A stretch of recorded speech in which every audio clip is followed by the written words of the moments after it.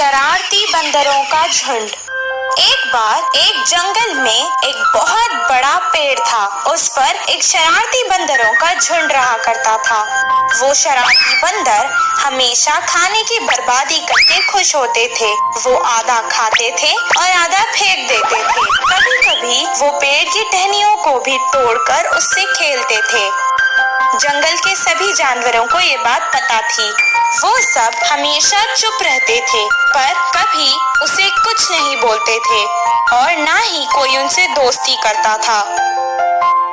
कुछ दिन बाद गर्मियों का मौसम आ गया, जिसके कारण जंगल के सभी तालाब और नदियां सूख चुकी थी और उनको पीने के लिए पानी नहीं था।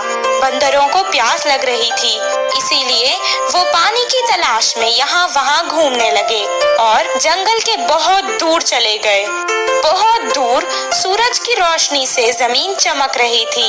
ये देखकर बंदरों को लगा कि वो तालाब है और वो वहाँ भागकर आ गए। कुछ देर बाद वैसे ही उन्हें फिर से तालाब नजर आया और वो उस तरफ भागने लगे। पानी की तलाश करते करते वो यहाँ वहाँ भागने लगे। वो थक चुके थे, इसीलिए उन्हें अब और प्यास लग रही थी। उनकी जबान सूख चुकी थी और गर्मी के कारण उनका सर फटने लगा और उनके पैरों में छाले पड़ चुके थे। एक झाड़ के नीचे बैठकर वो आराम करने लगे। एक बंदर ने कहा, अगर मुझे पानी नहीं मिलेगा तो इस कड़क धूप में मैं प्यासा ही मर जाऊंगा। दूसरे बंदर ने कहा, क्या करे, हर जगह हमें पानी तो नजर आता है, पर जब हम पास जाते हैं वो गायब हो जाता है। वहीं पेड़ के पास खड़ के एक हाथी उनकी बातें सुन रहा था। वो उनकी मदद करने के इरादे से उनके पास आया और कहने लगा, मुझे तुम लोगों पर बहुत तरस भी आ रहा है और हंसी भी आ रही है। क्या सूरज की चमक और पानी में तुम्हें फर्क नहीं पता? उस चमक को तुम पानी समझ बैठे। यहीं पास में एक तालाब है, वहाँ जाकर अपनी प्यास बुझा लो।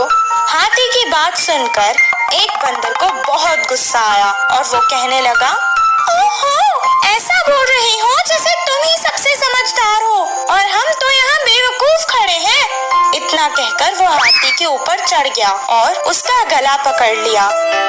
मैं सच कह रहा हूँ, मेरा यकीन करो। हाथी जोर जोर से बोलने लगा, आज तक हमें इस जंगल में किसी ने भी सलाह नहीं दी और तुम्हारी इतनी हिम्मत। एक के बाद एक सब बंदर उस पर कूद पड़े और उसे मारने लगे। हाथी किसी तरह अपनी जान बचाकर वहां से भाग निकला। बंदर जिस जगह हाथी ने कहा वहां तो नहीं गए, पर दूसरी दिशा में वैसे ही ढूंढते रहे। इस कहानी से हमें ये शिक्षा मिलती है कि मूर्खों को समझाना भी मूर्खता है।